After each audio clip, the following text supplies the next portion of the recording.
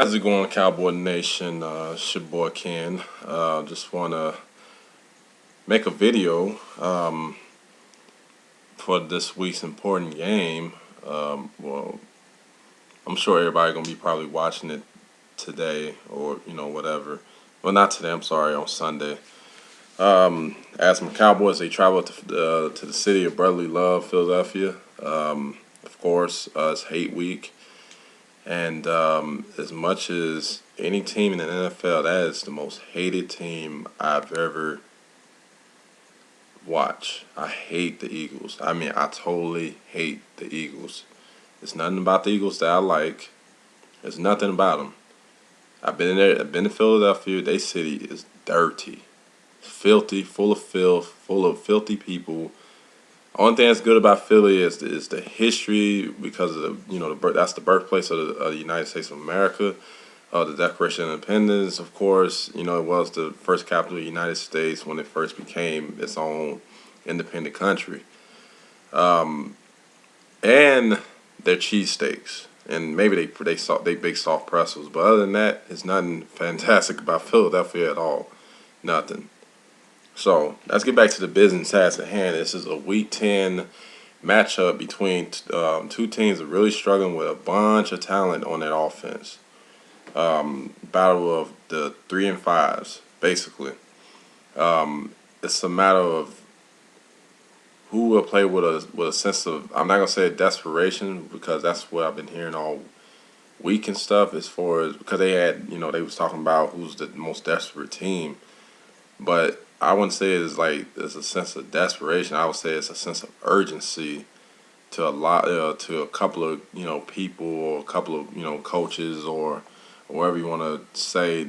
I wouldn't say career, but that their jobs depend on this game. First and foremost, the Andy Reid fiasco that's going on in Philly, with the fact that he's still sticking with Michael Vick instead of putting in rookie Nick Foles. And Vick been sacked like 27 times this year, and and all that stuff like that. Their offensive line is very depleted. They've been having injuries since before the season. I mean, before even OTAs had began. They lost their left tackle. I think it was Peters.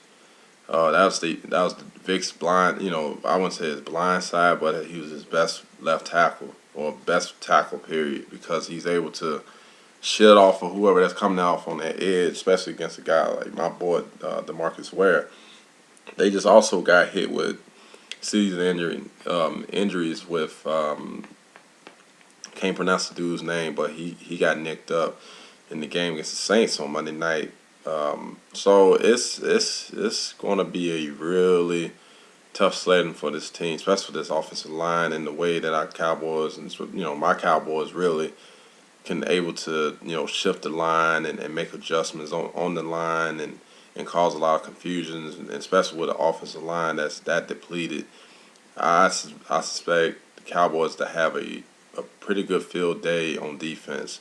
A lot of people, reason why they're debating that the Cowboys will come out with a win, but slightly, because both teams are pretty evenly talented, other than the fact that the Eagles are having problems at the offensive line, and then also to the fact that Nadim Asamoah is right now is really struggling. Now, the only person they really have on their side of the ball, that on their defensive side of the ball, that's really is actually a couple of guys in mind. Jason Babin, you got DeMarco Ryans, and Dominique Cromartie, Rogers. Rogers Cromartie, yeah, Rogers Cromartie.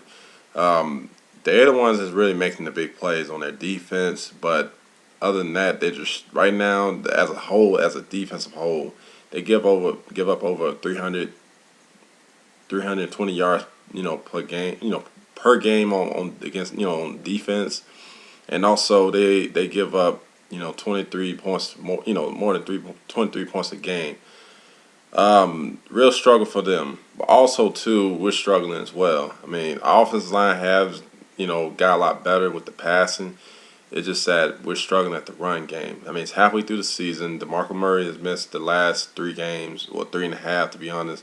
So this will be his 4th game that he's going to miss with the sprained foot. I kind of already knew that he's going to be out for quite some time. I didn't, everybody, a lot of people expect that he's going to be out just for like a week or 2 weeks. But I know what a sprained foot is, and it's not a good feeling at all.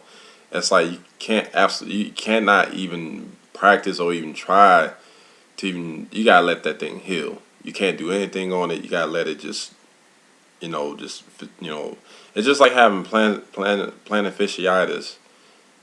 You can't, surgery can't correct it. Only thing it can do is it's gotta rest. That's all it's gotta do. Jay Ratliff, he hurt his ankle again. In the game against the Falcons, which the game we should have won, but he hurt. He was able to play through it a little bit, but he wasn't out there as much that we would like for him to be in, and it was kind of a struggle. But he did practice today, which is a pretty good sign. I think he's gonna give it a go. I don't expect him to really play as many snaps and stuff. I mean, it depends on how comfortable he is. I suspect us to really come out with a no-huddle offense to set the tone of the game. I would love for us to bring in the 2 tight end formation instead of the 3 wides. I mean, if you're gonna bring the 3 wides, you can bring in the 2 tight ends and then have your 5 wide receivers out there, basically with Hannah, because Hannah is your 4th wide receiver. With the speed that he has and stuff, take advantage of it. I mean, just have your 4 wides out, whatever. Just spread the ball out, because their defense, to me, is thriving on the fact that they can, control the offensive line, especially with their defensive line. They're not getting enough pressure, other than Babin. They're not getting enough pressure on with their front 4. They already fired their defensive coordinator, Juan Castillo, about 3 weeks ago, during the bye, I believe it was. Or, yeah, it was during the bye, and that's something that they they defense just got a lot worse. I mean, they didn't gave up a lot of points in the last couple games. I mean, the Atlanta game they gave up 30, and then in the Saints game they gave up 28. So it's gonna be a struggle for them to really try to. So I expect us to really have a good game. I will say we will win by more than 10 points in this game, but the only difference is the fact that we go to their place instead of our place when they can come to our place, but we won't play them until a little less than a month from now. So it's gonna be a good game. I expect both teams to really come out swinging. Like I said, they got injuries along with us, but that still don't mean I don't like them. I really don't. I expect DeMarcus Ware to have a huge game on Sunday. The only person that I think their game plan is not they wide receivers with Macklin and Jason Avant and Brian Selleck and Deshaun Jackson. I think they're going to really rely on heavily with LaShawn McCoy, because the last time we played him in Philly, he torched us. I mean, he rushed for 185 yards in that game. That's the game where we got our butts kicked, 34-7. I still remember it was a Sunday night game playing there, and I expect us to really was coming, because we were coming in ranked at #1 against the run last year, and for us to give up to get gashed like that, it's unacceptable. So I expect it to be a different story, this outcome, and hope for the best. We really need this game. The Eagles are against the wall too, along with us, but we definitely, if we really want to make a stand with this team that we have, we gotta rip their hearts out in Philly, at the link in Philly. We gotta take advantage of their mistakes. You gotta cash in on them. You gotta force turnovers. That means you gotta create fumbles, create, interceptions. I'm calling out our secondary to really make the interceptions out there. I'm calling out our defensive line to really get after Vic all day long on Sunday to get him, just get him out of his comfort zone and just go out and just raise hell on everybody. That's with the ball or that's trying to come across that, even try to catch the ball or whatever. You blast them every chance that they get that ball, get their hand on the ball. You got to take advantage of their less physical ways because their offensively are not physical. They're not physically sound. They're finesse. They're all about speed. It's like let them try to catch the ball and you just break them like you did Victor Cruz. That's the only thing you got to do. You got to keep them contained. The more you keep him contained, you're forcing Vic to try to win the game all by himself. And that's what you want him to do. You want him to try to beat you single-handedly with his legs. Well, not with his legs, I'm sorry. You want him to not get comfortable, in the skin to where he can create the play. You got to get to him fast and often. You got to hit him. And don't give him any time to relax back there in that pocket. So that's all I got. Like I said, I just want to apologize for the video that I made the other night. Well, the night that we lost against the Falcons, I was pretty tore up that night, but I'm okay. It's been a pretty struggle week this week, a little bit, but I'm okay. So. Just want to give some shout outs to all, the people that watch my videos. Appreciate, much love. SoCal family, Dallas Cowboys fan club, family. Thank you so much. Lewis, Robert, Taz, Keno, Rick, and Jose and Renee. All you cats that's watching this. Hey, thank you so much. Wildcat, NFL Girl, Tina. Perla, and pretty much everybody, just that's watching my video. Of course, my boy Jacob Gadders from South Carolina, represent. Oh yeah, I want to give a special shout out to my boy AY.